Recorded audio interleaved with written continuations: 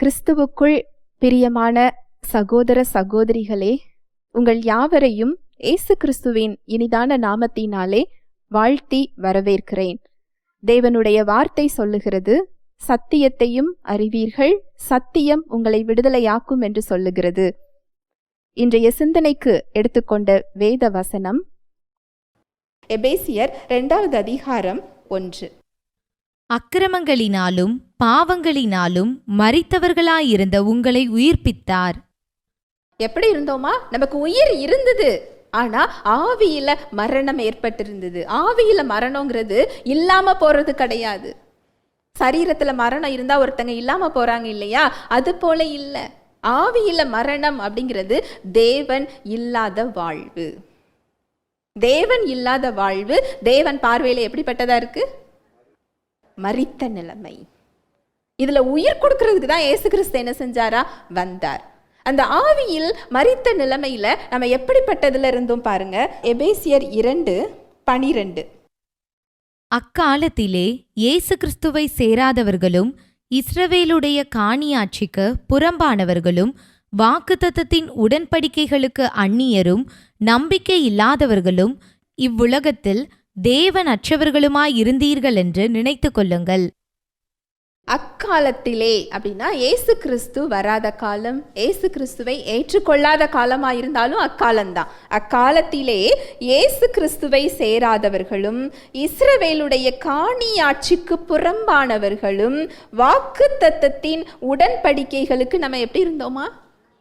அந்நியராக இருந்தோம். தேவனுடைய வாக்குத்தத்தத்துக்கு நம்ம உரிமை பாராட்ட முடியாது, அதுல நம்ம சொந்தம் கொண்டாட முடியாது.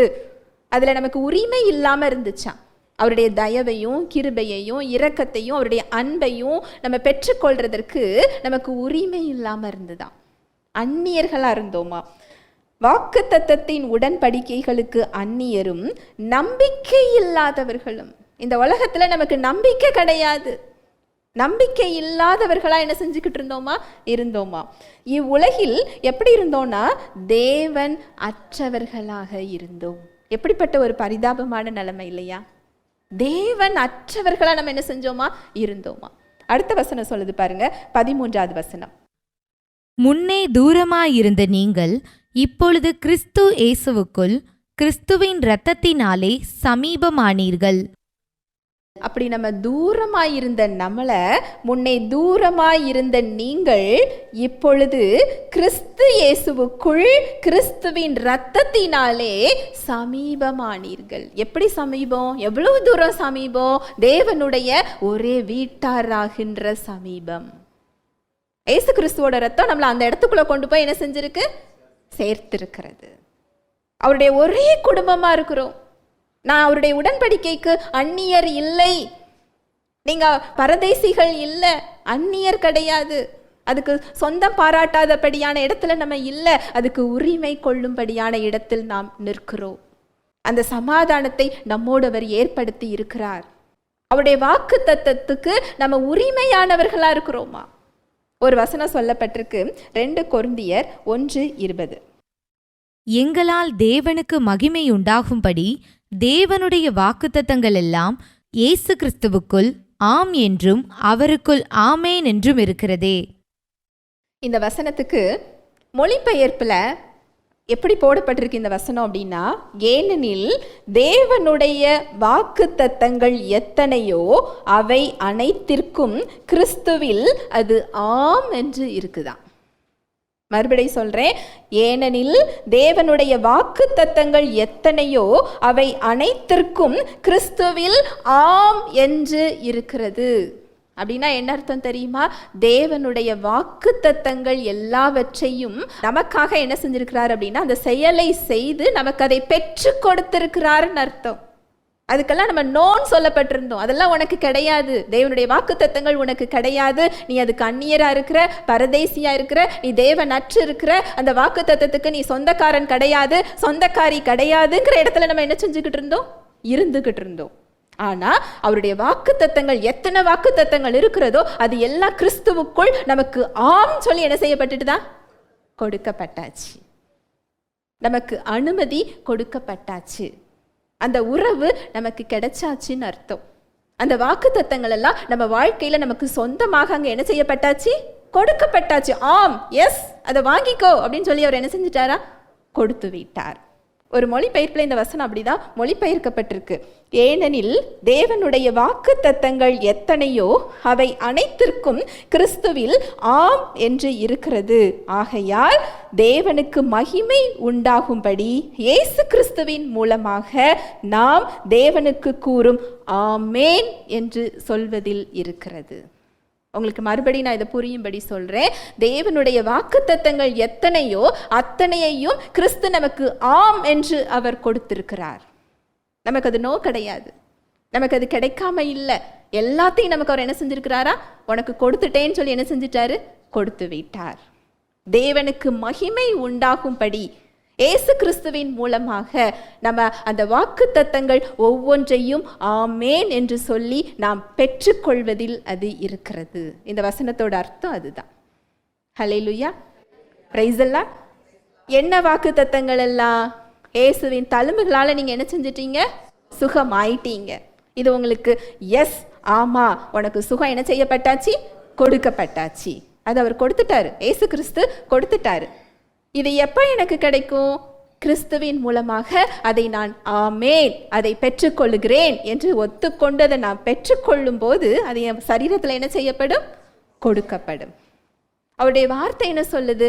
நீ பயப்படாத, நான் உன் கூட இருக்கிறேன், நான் உனக்கு சகாயராக நான் இருக்கிறேன், என் நீதியின் வலக்கரத்தினால உன்னை நான் என்ன செய்கிறேன்? தாங்குகிறேன். இந்த வாக்கு தத்துவத்துக்கு நமக்கு சொந்தக்காரராக நம்ம மாறி இருக்கிறோம். கிறிஸ்துவின் மூலம் இந்த வாக்குத்தத்தம் எனக்கு சொந்தமாக என்ன செய்யப்பட்டிருக்கு? கொடுக்கப்பட்டிருக்கு. இதை ஆமேன் சொல்லி நம்ம என்ன செஞ்சுக்கணுமா? பெற்றுக்கொள்ள வேண்டும். அவருடைய வார்த்தை என்ன சொல்லுது? கிறிஸ்து உங்களுக்காக சாபமாகி சட்டத்தின் சாபத்திலிருந்து உங்களை நீங்களாக்கி மீட்டு கொண்டார். நமக்கு சாப விடுதலை கொடுக்கப்பட்டிருக்கு. சாப விடுதலைன்னா என்னன்னு சொல்லி உபாகமம் 28வது அதிகாரம் 16 62வது வசனம் வரைக்கும் வாசிச்சு பாருங்க. நம்ம நின்று கொண்டிருக்கிற ஒவ்வொரு பிரச்சனைகளும் சாபத்தின் விளைவுகள் தான். இந்த சாபத்தின் விளைவுகளிலிருந்து நமக்கு என்ன செய்யப்பட்டிருக்கு? விடுதலை கொடுக்கப்பட்டிருக்கு. கிறிஸ்துவுக்குள்ள அந்த விடுதலை நமக்கு என்ன செய்யப்பட்டிருக்கு? கொடுக்கப்பட்டிருக்கு. அதை ஆமேன் சொல்லி நம்ம என்ன செஞ்சுக்கணுமா? பெற்றுக்கொள்ள வேண்டும். அவருடைய வார்த்தை என்ன சொல்லுது? என் தேவன் தம்முடைய ஐஸ்வர்யத்தின் படி உங்கள் குறைவுகளை எல்லாம் கிறிஸ்து இயேசுவுக்குள் மகிமையிலே நிறைவாக்கினார். நம்ம குறைவுகள் எல்லாம் நிறைவாக்கப்பட்டிருக்கு. இயேசு கிறிஸ்து அதை நமக்கு ஆம் என்று சொல்லி அந்த வாக்குத்தத்தத்தை என்ன செஞ்சிருக்கிறாரு? பெற்று தந்திருக்கிறார். நாம் அதை ஆமேன்னு சொல்லி என்ன செய்யணுமா? பெற்றுக்கொள்ளணும். அவருடைய வார்த்தை என்ன சொல்லுது? கர்த்தர் என் மேய்ப்பராய் இருக்கிறார், நான் ஒன்றுக்கும் குறைவுபடுவது இல்லை. இந்த வாக்குத்தத்தம் நமக்கு கொடுக்கப்பட்டிருக்கு. கர்த்தர் யாரோட மேய்ப்பரா இருக்கிறாரா? நம் மேய்ப்பராக இருக்கிறார். ஆட்டுக்குட்டியை மேய்ச்சிட்டு போகிற மேய்ப்பரை பார்த்தீங்கன்னா ஆட்டுக்குட்டிக்கு கவலை கிடையாது. என்னை எந்த இடத்துக்கு கொண்டு போவாங்க, எனக்கு என்ன சாப்பாடு கொடுக்க போகிறாங்க, எங்கே தங்க வைக்க போகிறாங்க, ஏதாவது என்னை தாக்கி விட்டது என்றால் நான் என்ன செய்வதுன்னு சொல்லி ஆட்டுக்குட்டி என்ன செய்ய வேண்டியதில்லை, கவலைப்பட வேண்டியதில்லை. அந்த கவலை யாரோட கவலை? மேய்ப்பனோட கவலை. அதுக்கு நேரத்துக்கு தண்ணி கொடுக்கறது, சாப்பாடு கொடுக்கறது, நல்ல ஒரு பாதுகாப்பான இடத்துல தங்க வைக்கிறது, மழையில் நனையாமல் அதை பார்த்து கொள்ளுவது. நம்முடைய மேய்ப்பர் யாரா? கர்த்தர். கர்த்தர் நம் மேய்ப்பராக இருக்கிறார். நாம் ஒன்றிற்கும் குறைவுபடுவது இல்லை. மரண பள்ளத்தாக்கிலே நடந்தாலும் நான் பொல்லாப்புக்கு என்ன செய்ய மாட்டேன்? பயப்பட மாட்டேன். ஏனெனில் தேவரீர் என்னோடு கூட இருக்கிறீர், உமது ஆவியும் உமது வார்த்தையும் என்னை தேற்றும். இதுக்கு சொந்தக்காரர்கள் நாம. கிறிஸ்துவின் மூலம் இது நமக்கு ஆம் என்று பெற்று தரப்பட்டிருக்கிறது. நம்மளோட பங்கு என்னன்னா ஆமேன் சொல்லி அதை என்ன செஞ்சுக்கணும்? பெற்றுக்கொள்ளணும். என்னோட மெய்ப்பர் நான் தான் அப்படின்னு என்ன செய்யக்கூடாது? சொல்லக்கூடாது. என்னோட மெய்ப்பர் யாரு? கர்த்தர். நான் கவலைப்பட போறது இல்லை. மெய்ப்பனுக்கு தானே அந்த வேலை இருக்குது. மெய்ப்பன் தானே என்னை அதை பார்த்து கொள்ளணும். மெய்ப்பன் தானே அதை சரி செய்யணும். நான் ஏன் கவலைப்படணும்? நான் மரண இருளின் பள்ளத்தாக்கிலே நான் நடக்கலாம், ஆனால் இந்த பொல்லாப்புக்கு நான் என்ன செய்யப்பட போறது இல்லை? பயப்பட போறது இல்லை. அவருடைய ஆவி என்னை தேற்ற போகுது, அவருடைய வார்த்தை எனக்கு கொடுக்கப்பட்டிருக்கு அப்படின்னு சொல்லி ஆமேன் சொல்லி அதை என்ன செய்யணுமா? பெற்றுக்கொள்ளணும். அவருடைய வார்த்தை சொல்லுது, தேவனால் பிறப்பதெல்லாம் உலகத்தை என்ன செய்யும்? ஜெயிக்கும். இப்படிப்பட்ட வாக்குத்தத்தம் நமக்கு கொடுக்கப்பட்டிருக்கு. இன்னைக்கு என்ன சூழ்நிலையில நிக்கிறீங்களோ அதை ஜெயிக்கக்கூடிய இயல்போடு நாம படைக்கப்பட்டிருக்கிறோம். இது நமக்கு கிறிஸ்துவுக்குள்ள ஆம் என்று கொடுக்கப்பட்டிருக்கு. இதை நாம பெற்றுக்கொள்றது தான் தேவனை மகிமைப்படுத்தும். நம்ம தோத்து போறது தேவனை மகிமைப்படுத்தாது. அந்த கிருபை நம்ம வாழ்க்கையில வெளிப்படுறது தான் தேவனுக்கு மகிமை. அந்த கிருபை நம்ம வாழ்க்கையில வெளிப்படுறது தான் இருள் நிறைஞ்ச உலகத்துல நம்ம வெளிச்சமாக நின்று கொண்டிருக்கிறோம். நாம நிறைந்து அது மற்றவர்கள்ட்டையும் அது செல்லும். நதி போல அது பாய்ந்து செல்லும். நம் மூலமாக மற்றவர்களுக்கு செல்ல அது காத்து கொண்டிருக்கிறது. இப்படிப்பட்ட வாக்குத்தத்தம் நமக்கு கொடுக்கப்பட்டிருக்கு. கிறிஸ்துவுக்குள் அது ஆம் என்று அந்த வாக்குத்தத்தம் நமக்கு என்ன செய்யப்பட்டிருக்கு? கொடுக்கப்பட்டிருக்கு. நம்மளோட பங்கு என்ன? ஆமேன் சொல்லி அதை என்ன செய்யணுமா? பெற்றுக்கொள்ள வேண்டும். எவ்வளவு அழகான வசனம் பாருங்களேன். தேவனுடைய வாக்குத்தத்தங்கள் எத்தனையோ, கிறிஸ்துவுக்குள் அது ஆம் என்று நமக்கு என்ன செய்யப்பட்டிருக்குதா? கொடுக்கப்பட்டிருக்கு. தேவ நாமம் மகிமை உண்டாகும்படி நாம் ஆமேன் என்று சொல்லி அதை என்ன செஞ்சுக்கணுமா? பெற்றுக்கொள்ளணும். ஏன்னா அந்த சமாதானத்தை அவர் அங்கு உண்டு பண்ணி இருக்கிறார்.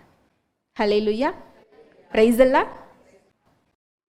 பரிசுத்த ஆவியானவர் தாமே தேவ வார்த்தையோடு கூட உங்கள் யாவரோடும் இடைப்பட்டார் என்பதை விசுவாசிக்கிறேன்.